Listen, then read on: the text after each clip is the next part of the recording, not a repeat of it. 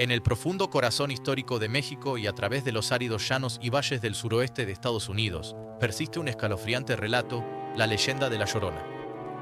Ella es más que un simple fantasma, es la personificación del pecado maternal imperdonable, el dolor eterno y un arrepentimiento primario y aterrador.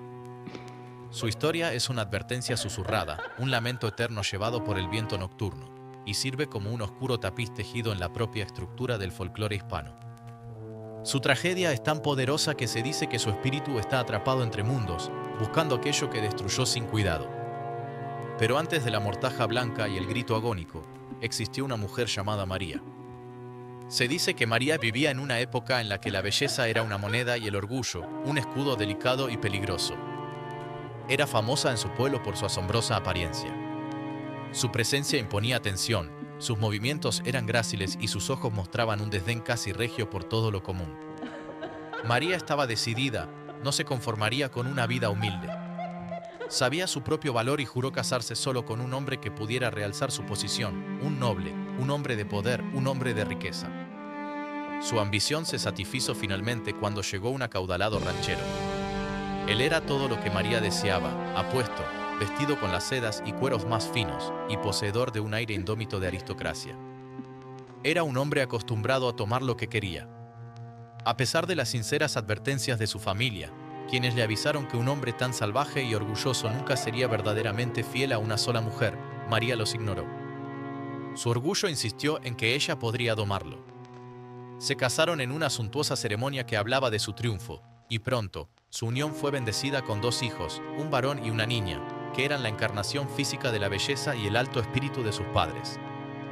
Pero las advertencias de los ancianos resultaron ser ciertas. El noble comenzó a cansarse de la vida doméstica. Amaba más su libertad que su matrimonio. Desaparecía por semanas, a veces meses, deleitándose en la vida social de la capital, asociándose con mujeres de su propia clase estimada. Cuando regresaba, no era para abrazar a María, sino únicamente para visitar a sus hijos. Los colmaba de regalos caros y afecto, tratándolos como posesiones encantadoras, mientras trataba a María, su esposa, con una fría e indiferente displicencia. El corazón de María, una vez lleno de orgullo, comenzó a pudrirse con amargura y celos humillantes. Cuanto más le suplicaba, más se retiraba él. Ella veía a sus hijos como las anclas que la ataban a esa vida dolorosa, y peor aún, como el foco del amor de su esposo que ella ya no recibía. Estaba perdiendo la competencia por su afecto ante su propia descendencia. Su mente, antes hermosa, comenzó a fijarse peligrosamente en la venganza y la autocompasión. El momento aplastante de su locura llegó en un crepúsculo sombreado cerca del río caudaloso. María estaba en la orilla con sus hijos cuando apareció el carruaje de su esposo. No estaba solo, una mujer refinada y elegantemente vestida estaba sentada a su lado sonriendo. El noble se detuvo, sonrió solo a su hijo y a su hija, les habló brevemente, y sin una sola mirada o palabra a María, se alejó en el carruaje con su compañera. En ese instante, la represa de su cordura se rompió. No fue un simple celo, sino una implosión catastrófica de toda su identidad. Toda la rabia reprimida, la amarga vergüenza y el deseo consumidor de herir al hombre que la había abandonado se enfocaron en las vidas inocentes frente a ella. Agarró a sus hijos, sus movimientos rápidos y brutales, arrastrándolos hasta el borde fangoso del río oscuro y frío. Los hundió bajo la superficie, sujetándolos hasta que cesó la lucha, hasta que las corrientes del río se los llevaron. Fue solo cuando el horrible acto se consumó, cuando el agua quedó quieta, que la rabia se evaporó, dejando su alma vacía y helada. Su esposo se había ido, pero ahora sus hijos, sus preciosos hijos, también se habían ido para siempre. Lo había perdido todo y se había condenado a sí misma en el proceso. Un gemido de dolor se desgarró de su garganta, un sonido tan crudo y terrible que pareció ahuyentar a los pájaros de los árboles. Tropezó a lo largo de la orilla del río, gritando sus nombres: ¡ay, mis hijos! ¡Ay, mis hijos!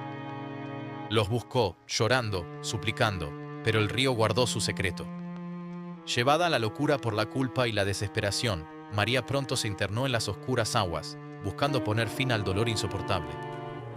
Las secuelas fueron sombrías. Cuando se descubrió su cuerpo, todo el pueblo estaba horrorizado y confundido. Aunque la verdad de la desaparición de los niños se veló inicialmente en sospecha, el hecho del suicidio de la madre era innegable. Fue enterrada, pero su espíritu, nos cuenta la leyenda, fue rechazado en la puerta del cielo. Una voz espectral exigió: ¿dónde están tus hijos? No puedes entrar sin los hijos que asesinaste. Condenada a un limbo eterno, el espíritu de María fue devuelto a la tierra, sentenciado a vagar por los ríos y canales del mundo, llorando y buscando las almas que desterró. Se convirtió en la Llorona, la mujer vestida de blanco que se desliza silenciosamente sobre las aguas oscuras. Su forma suele ser vaga, su rostro perpetuamente velado por la sombra o el cabello, pero su presencia es inconfundible debido a su sonido, un lamento triste y prolongado que atraviesa el silencio de la noche. Este terrible gemido es el núcleo de la advertencia. Generaciones de padres han utilizado la leyenda para mantener a los niños cerca de casa después del anochecer. El sonido es engañoso. Si escuchas el grito de la Llorona fuerte y claro, significa que está lejos.